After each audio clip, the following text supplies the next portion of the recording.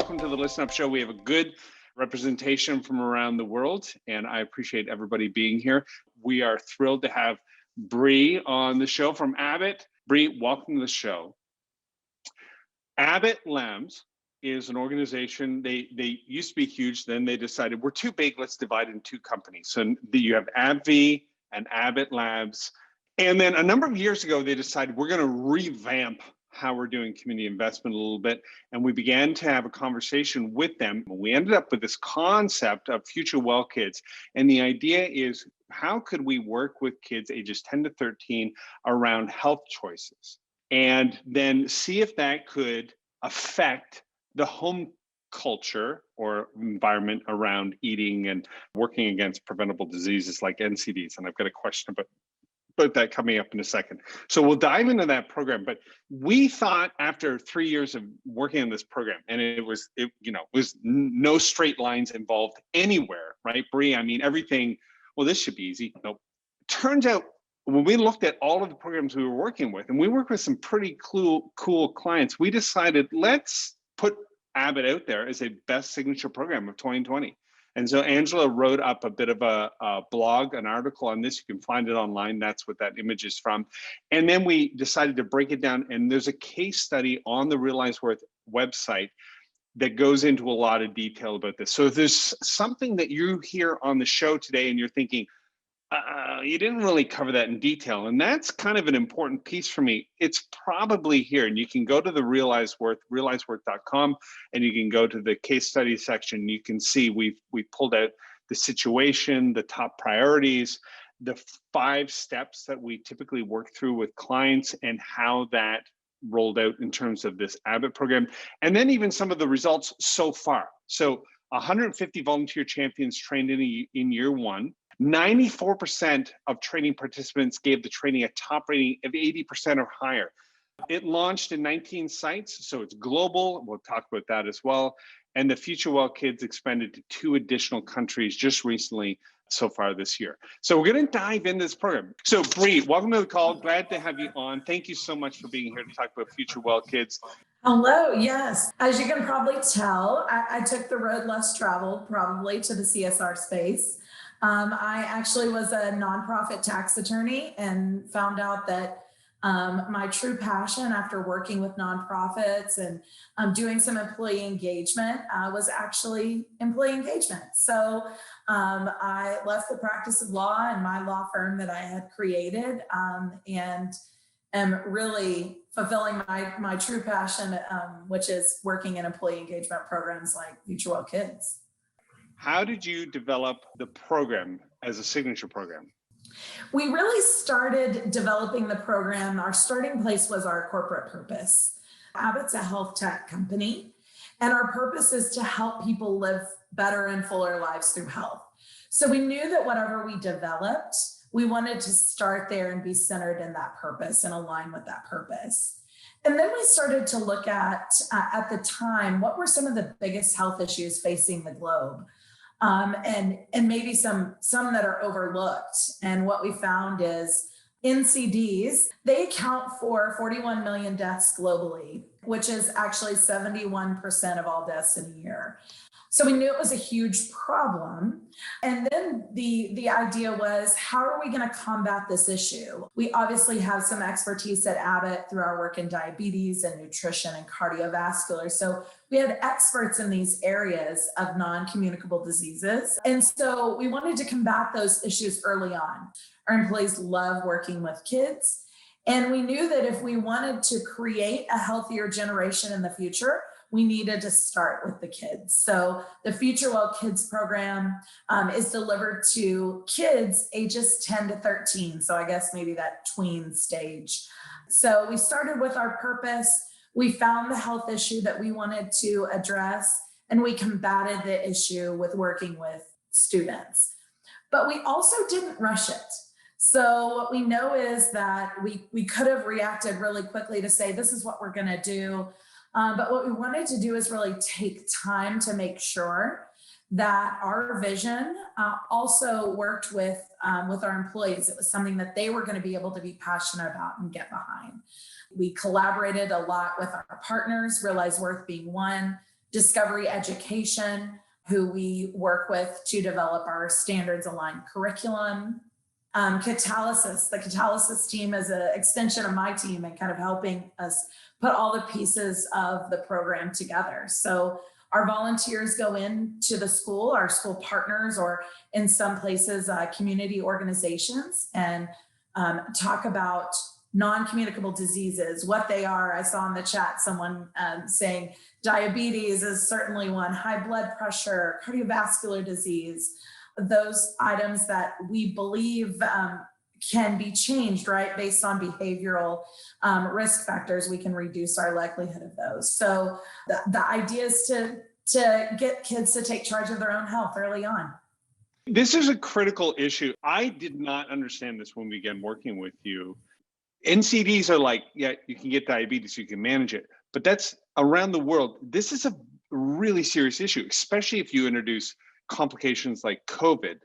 Yes, and the Wall Street Journal on Monday just came out with a lot of statistics on pediatricians weighing in on children who are actually becoming obese and the obesity rate increasing because of COVID. So whereas non-communicable diseases may not have been so popular prior to the pandemic, I think once the pandemic began, then we start referring to them as, quote, underlying conditions. Yeah. Exactly right. That brings me to the next question, which is, what were some of the key measures of success, given the seriousness of the issue and given that you're working through children to help address it? What did Abbott decide were key indicators? Well, this is a very important feature to us because we're just almost getting started, right? 2019-2020 school year was our first school year. And we look at a lot of different things. Some of it are outputs, right? Number of classrooms. We impacted 33 classrooms. We went into the classroom, a collective, over 100 times in 2019, 2020. Even with the pandemic impacting, we still got over 100 visits in. We're measuring that growth and success over the number of students impacted. We also do some surveys with the students before and after, as well as with the teachers. And we start to really look at, are the students understanding what non-communicable diseases are? But even more importantly, do they understand the risk factors? Do I understand that if I can develop healthy habits now, that how that will help me later in life? And then even more important is, what happens when we leave? We found after our first year, 74% of teachers reported that the students were talking more about healthy lifestyles and how to be healthy. And it's not just, nutrition, it's also exercise. It's also getting proper sleep, proper hydration. And so we talk a lot about just healthy lifestyles, how to relax. We have kids under a lot of pressure, and that can impact them, right? So we love that 74% of our teachers said students are actually talking about how to be healthy even when you leave.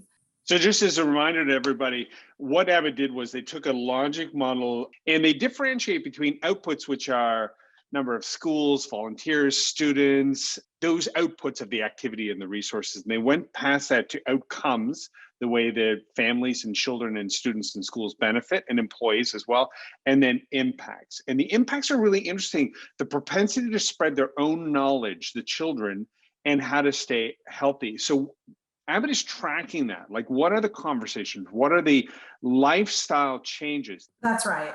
And we really also want to measure the empowerment piece. So we know that sometimes if you tell students or your kids to do something, they may be less likely to do something. But if you ask them to come up with their own solution, what can they do for themselves?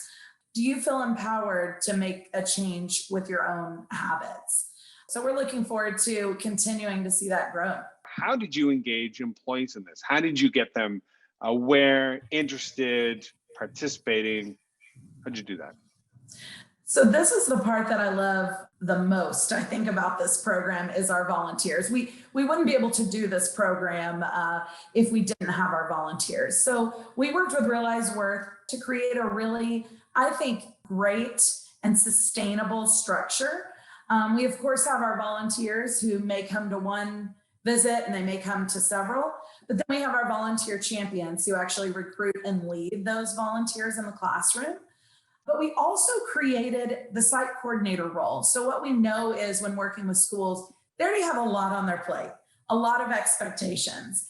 And so we wanted one person on the Abbott side to be the contact and liaison with the school so that they didn't feel like they were communicating with a lot of different people.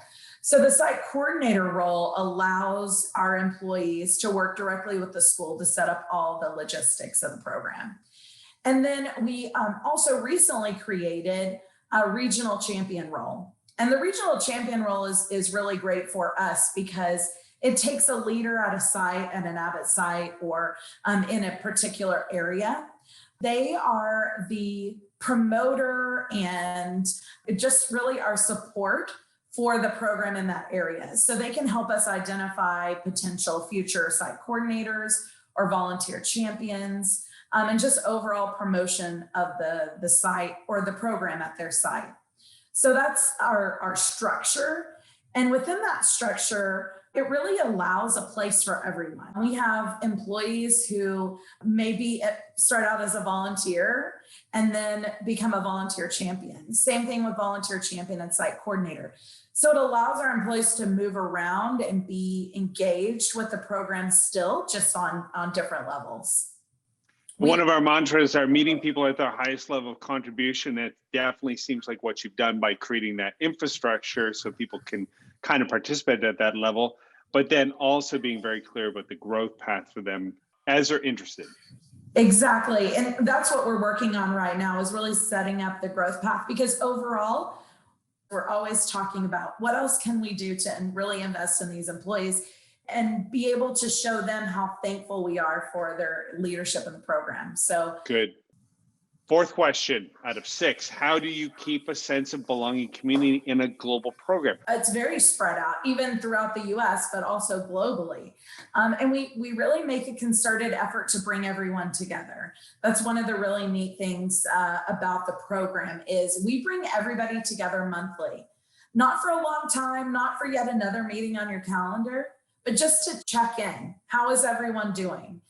Last month's call was led entirely by champions. Someone co-shared, someone from the Ireland team shared, and US. So we really want to get the champions and the volunteer leaders, be it site coordinators or regional champions, to share how's everyone doing, check in, here's what I'm doing, and really feel that sense of community. So we do that. I also try to really make a real concerted effort to get to know our volunteer leaders, because I've noticed that personal attention to detail can really make the difference of employees and volunteer leaders staying engaged. But the main thing we do when we do our trainings which we do an annual training.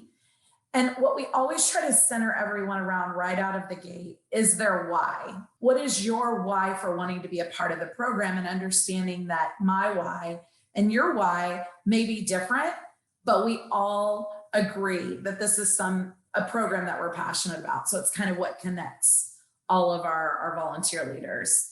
Rational discourse changes your brain, but it also solidifies your intrinsic motivators for being a part of it. So if we don't have opportunities for employees to talk about the why, we miss out on 2 critical efforts for long-term success in programs like this. So we had, I think, 2 options with delivering the program. We could tell the employees what we expected, understanding that they would probably meet those expectations, or we could empower them. And if we empowered them, and once we did empower them, they actually exceeded our expectations.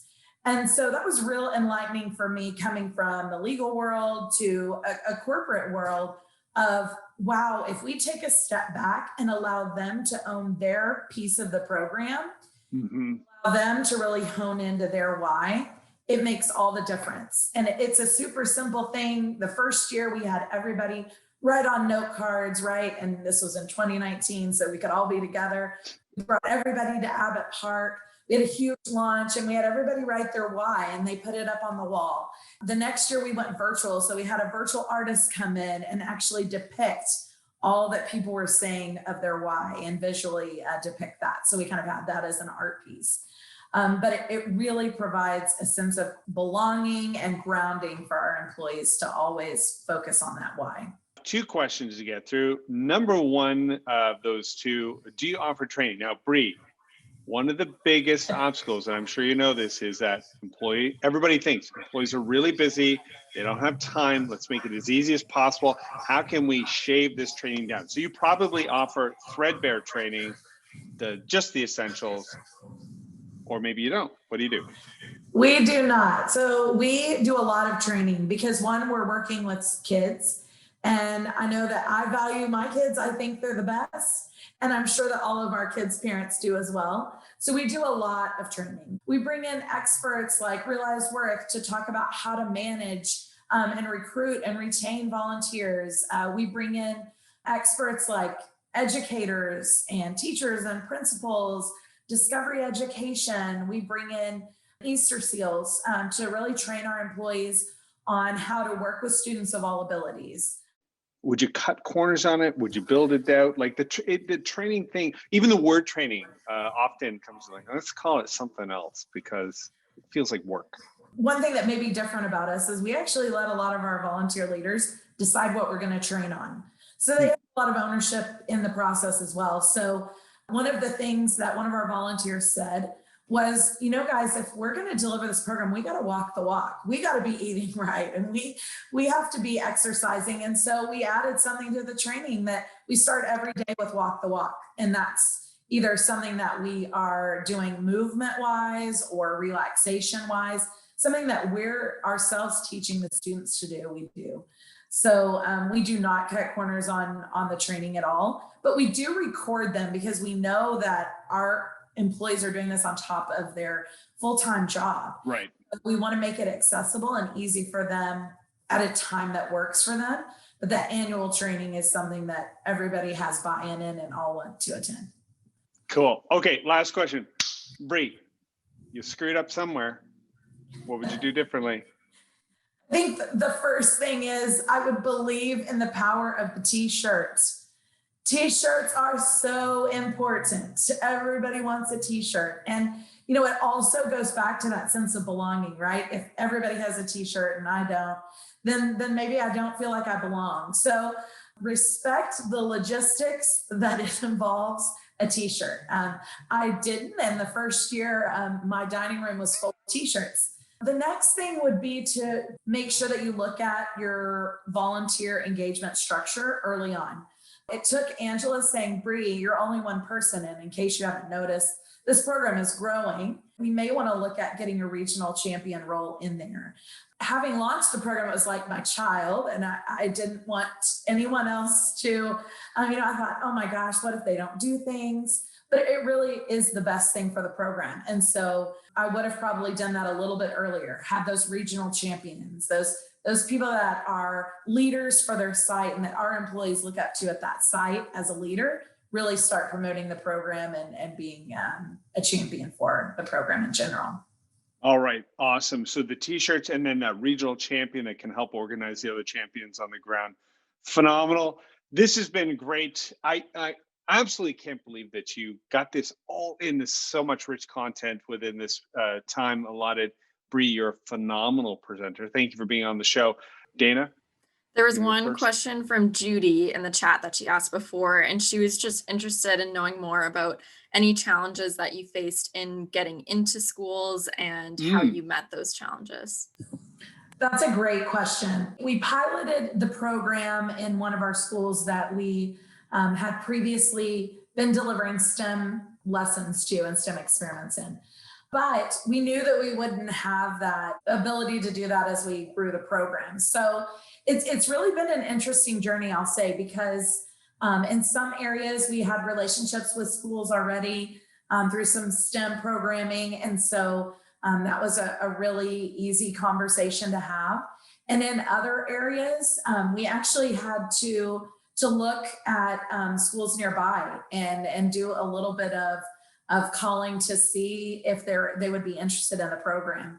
So we actually only deliver the Future Well Kids program to underserved schools near Abbott. So, and that's intentional, of course, we want to go where we're needed the most. And we also want it to be easy for our volunteers. And so some areas, it was that easy conversation of, this is what we're doing now. And that was an easy one to have. Others were, to be honest, it was calling. This school is close to us. We're right down the street from you. Here's a little bit about what we do. And here's a program that we want to offer to you at no cost. We have every school that we've reached out to as we try to grow the program, they are very interested in us coming in because they have so many students who have been sitting on Zoom and not being as active, right, if they're at home. So whereas we may not hear from schools for a week because they had other things going on, I had the other day, it was less than 6 hours. They were saying, yes, when can we get on the phone and talk about it? It's really varied, but that's what we do. And it is sometimes, depending on the location, really hard to do. Schools have a lot going on. And sometimes there's not always room for the program, but we had employees who maybe graduated from that school or knew someone or had a student in that school that we were able to make that connection. We provided kind of a little one-pager cheat sheet for the school. So that they would know in one page, really easy, what we're doing. And we really try to be a good partner in allowing the schools to choose what curriculums and lessons we teach. So we have about 21 in-person lessons, and we don't dictate that to the school. They dictate that to us. They know their students the most. So we haven't had a lot of issues this year getting new schools because they're really ready to get their kids up and moving and back to being healthy and sleeping better and drinking more water and making healthy lifestyle choices. So good question from Samantha. The question is, how do we avoid the white savior issue coming into schools, especially since a number of the schools may be, and one of the images we showed, may be predominantly Black communities? That's a great question as well. When we launched the program, we wanted to make sure that the volunteers that we bring into the classroom are really representative of the school and community that we're delivering the program to. So we work with our employee resource groups, our Black Business Network, our Asian Leadership Culture Network, as well as La Voice, to help us recruit volunteer leaders that also mirror the community that we're serving. That's really important to us. And something that we will continue to grow. And right now we are, I feel like, a really diverse group of employees and volunteer leaders because of that effort and partnership with those really important employee resource groups. Okay, that's great. It also brings people into the trainings to teach about how to make sure that you come in with the right posture. It's true. Yeah. That is true. Right, because some of our areas have food, not only body image issues, right, that may come up with this topic, but also food deserts. Every student bringing a new story to school that day, being able to make sure that when you're delivering the program that you're understanding and keeping all of those things in mind. The person with the ear pods in may not have had breakfast that morning or may have had something happen at home, but that same person who has the earpods in that you don't think is watching, because this very story happened in the pilot, they're going to stand up and read because they want to be engaged and they want other people to see that they can be a leader in their classroom. So I thought, the student's not even listening, but she was listening the whole time and completely engaged. She turned out to be a great group leader for her group of students. So we do a lot of training on sensitivity issues like that as well. Bree, that is a phenomenal way to end the call, just on that, even expanding the sensitivity and cultural differences and insights and whatever we can gain from that. Thank you so much for being on the call. Thank you for joining us. Thank you, everybody, for being on the call and for being a part of these conversations month after month. Really appreciate you, and I hope you have a phenomenal day. Thanks, everyone.